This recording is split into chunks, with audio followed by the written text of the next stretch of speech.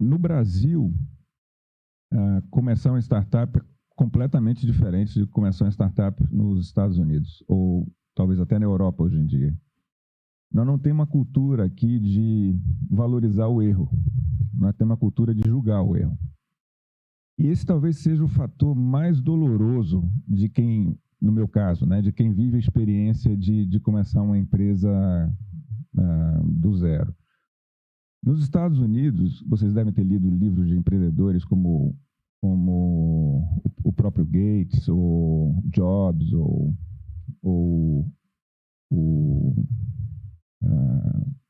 dono da Tesla, o Musk, que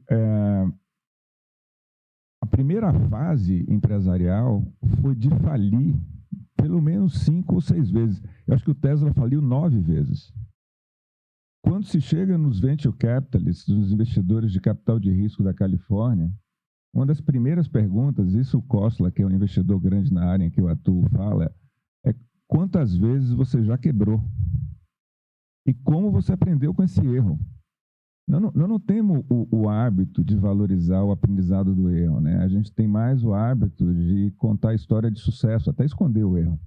É como se fizesse parte assim, de também uma cultura de que o sucesso é não errar, quando não necessariamente é o caso.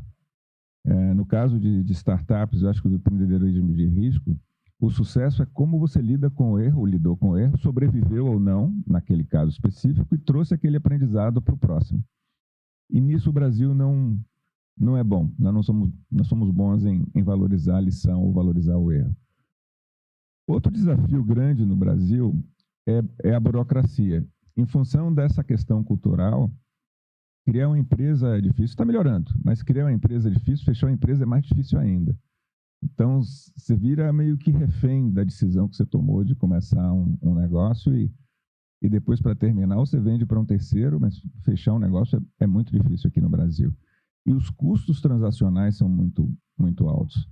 Então, como a gente não tem uma percepção, a percepção que eu digo como sociedade, né? Não é só a cultura empresarial, a de quem legisla, a de quem julga, né? A de quem forma a sociedade de tomada de decisão, de agilizar um processo de formação de empresa ou valorizar o empreendedor como alguém que toma risco a favor dele, claro, primeiro dele, mas também da sociedade, esse ato faz com que esse tempo ou essa distração dos custos transacionais torne o Brasil não atrativo para startups e para negócios novos, sobretudo negócios de risco. Não estou falando de negócios convencionais, mas sobretudo negócios de risco. Então, como nós punimos o erro, né, não como mérito de lição, nós temos comum ao que é cultura o sistema transacional e o sistema burocrático.